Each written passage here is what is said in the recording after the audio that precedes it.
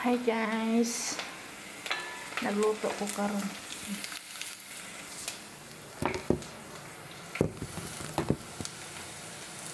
Luto ko chicken.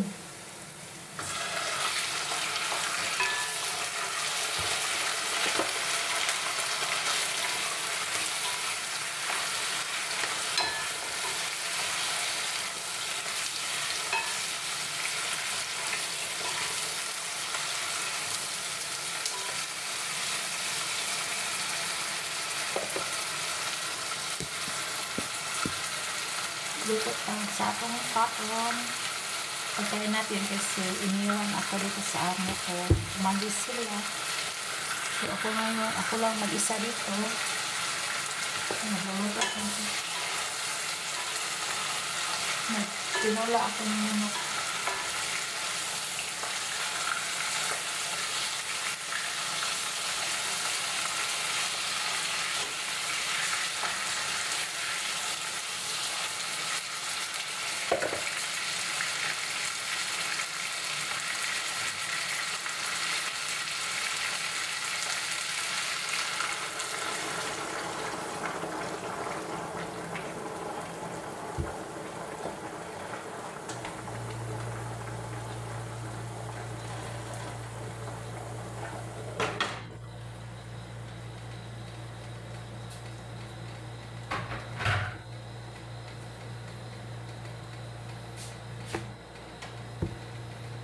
Nakalimutan ko.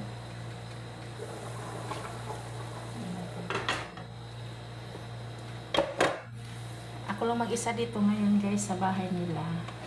Kasi hindi ako sinama. Iwan ko anong gagawin nila dun. Timplahan pa natin. Kalimutan ko na naman. Timplahan muna natin ito. Magic sarap.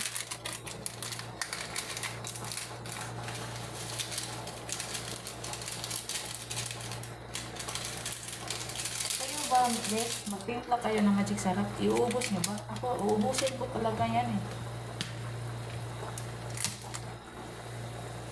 Lagyan ng asin.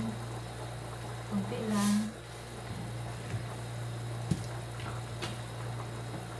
Yan. Takpan natin yan. Just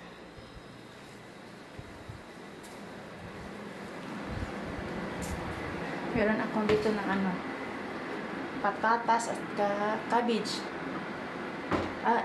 Not cabbage. Ano ba to? Radish. At saka ito. Wala man tayo ng pizza or repolyo. So, ihalo natin yung yung lettuce. Pwede naman yan eh. Masarap. Yan. Yan ang sahog natin. Ngayon sa ating tinolang manok. So, ako lang dito. So, dito. Tapos na ako dito maglinis. Yan. Tapos na ako maglinis dito. At saka sa taas. Tapos na. Dito. Yan. Tapos na.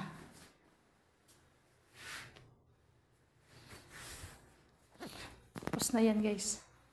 Wala na akong gagawin dito ngayon. So, sabi ng amo kong lalaki, pagkatapos ko dito, maglinis, pwede na ako akyat.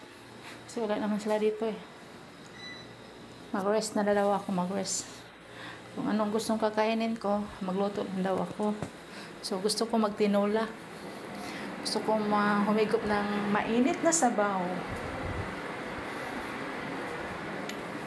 Kasi dito guys, sa hindi nakaalam, nandito ako sa Saudi Arabia.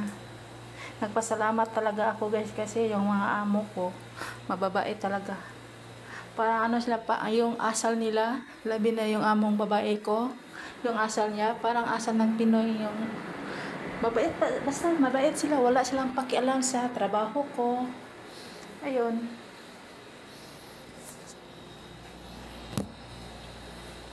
Wala sila pakialam sa trabaho ko ka. Wala lang. Kapag tapos na ako trabaho, upo na lang ako. Tapos, Hindi kagaya ng iba na sa tingin nila nga wala ka nang gagawin. Utusan ka ng utusan. Ako dito hindi talaga sila ganyan. Nagpasalamat talaga ako sa amo ko. Akala ko ano lang talaga.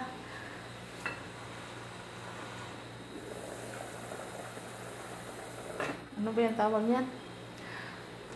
Pray ka lang talaga ni Lord kasi ibibigay talaga niya sa'yo yung hinihingi mo. Basta mag-pray ka na lang sa Kanya. Kasi hindi natin alam dito Alam naman na ang dami ng mga OFW na pinagmaltrato, di ba? Kaya, pray na lang talaga nga mabait yung amo mo. Kahit nandun pa ako sa eroplano, wala akong iniisip talaga. Sana Lord, yung amo ko mabait lang talaga. Kahit maraming trabaho gagawain, basta okay na yung talaga yung ugali niya.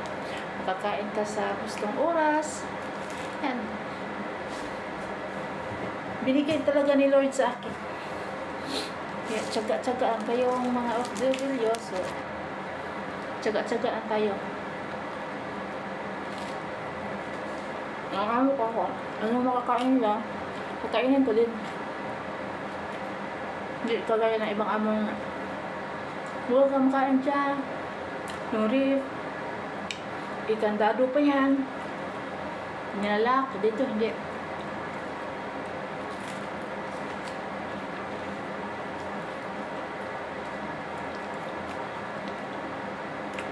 Pero alam nyo, iba lang talaga sa ating bansa kaysa dito. Ito wala akong diop. Pero okay lang. Kaanin mo yung diop. Hindi mo naman alam ang lugar dito. Okay lang ako.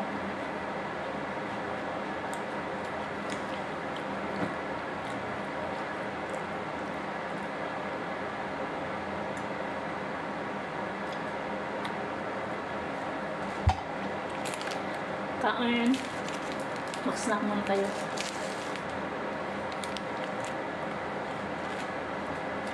Hindi mamaya pa ako kain. Minuto ko na lang naman.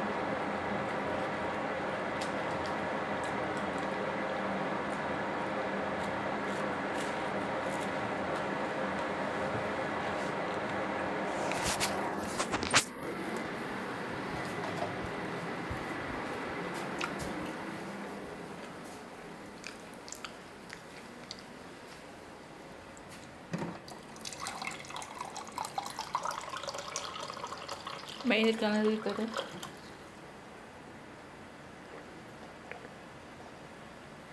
Mainit na siya masyado ito. Baka next month, winter na naman. Doon na naman tayo sa malamig. Pero ako pipiliin guys, mas okay ang malamig kaysa mainit dito. Ang sakit ng init dito. Hindi ako masyadong lumabas nga eh. Hindi nga ako naglinis sa labas. Hindi ako naglinis doon.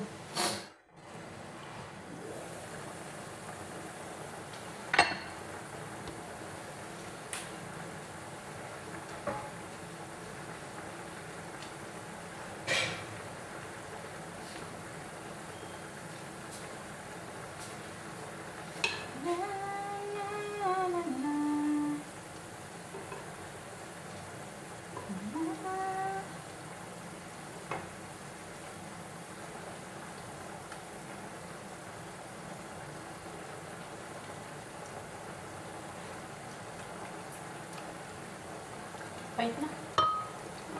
Palatan na ito ng mahal.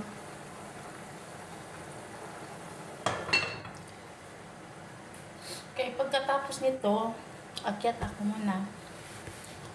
Higa ako.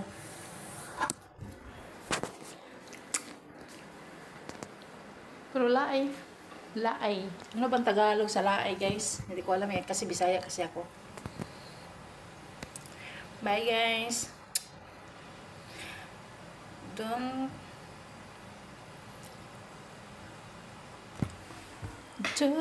know why. So guys,